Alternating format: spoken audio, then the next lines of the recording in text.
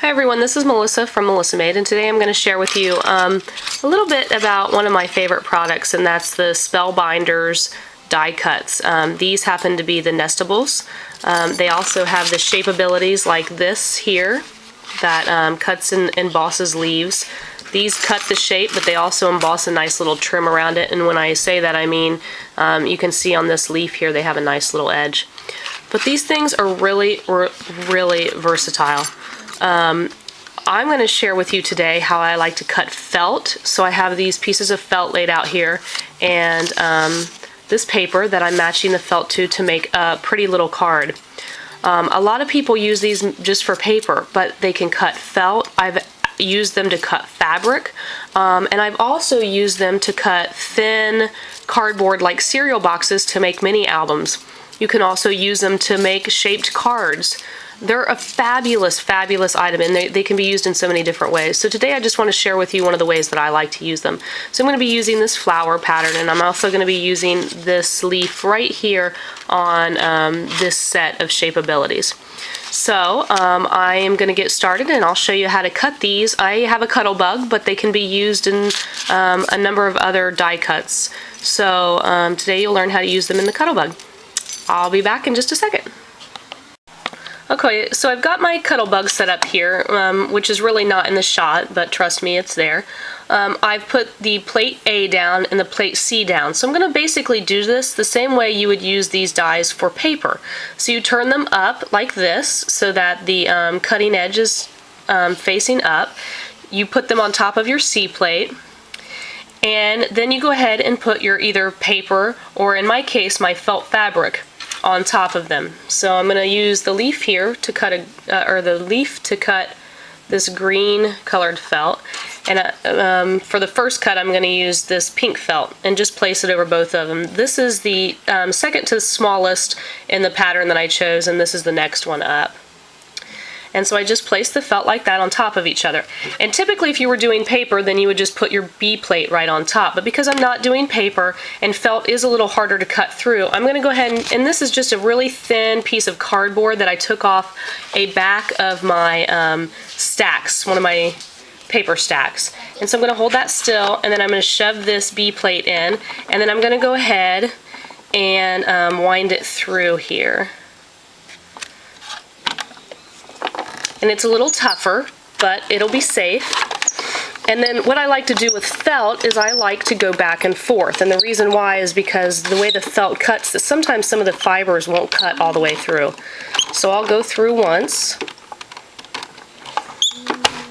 and then I'll come back this way. And I'll continue to do this a few times, just going back and forth to really get that felt cut well.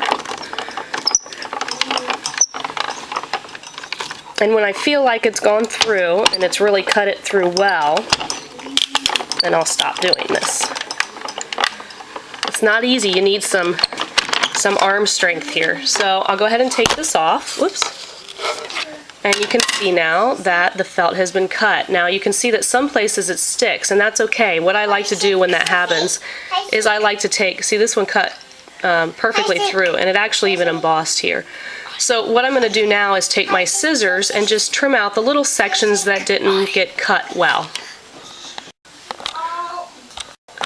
Okay, so I've pulled out my scissors that I only use for fabrics and ribbons, and now you can see the little edges that I'm going to cut, and I'm just going to simply make a tiny little cut wherever it's sticking to the other side of the fabric.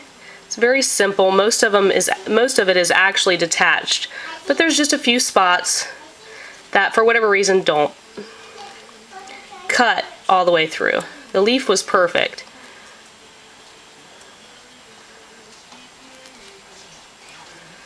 And so you'll see I have a pretty little flower that has the little petals shapes on it. And I'm going to go ahead and do that with the second one too. Just cut it out where it's stuck. And you could even rip it out, but I like to kind of keep it with a little petal pattern, and in order to do that you need to kind of cut so it's not so fuzzy. And so the next thing I'm going to do is hot glue these two flowers together, or maybe even sew with a little button right in the center. And I'm going to go ahead and cut out the other colors as well, but you can see I can put this little leaf right behind here.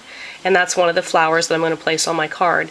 And I'm also going to do that with the blue felt and the yellow felt to match my Echo Park paper that I have here. And this paper is from Country Drive. And I'm gonna be cutting out, in addition to that little pink flower, a yellow one and a blue one in the same fashion that I just showed you. Okay, so this is my finished card. You can see I sewed some little buttons on there to the felt flowers, and then I actually use a hot glue gun to put the flowers down, because anytime you're dealing with fabric, if you want it to stay for good, hot glue is probably the best idea. I stamped this sentiment that says "Stop and Smell the Flowers," and that's from this clear Some Odd Girl stamp called "Stop and Smell the Flowers," Tia. And this is the sentiment I used, and I stamped that in Versa ink brown right here. And I also added a little bit of baker's twine. This card is a A2 size card, and I think the felt adds a really nice touch to an otherwise fairly plain card. So the Spellbinders is a great way to cut felt and to get pretty texture and dimension to your cards. Thanks, and have a great day.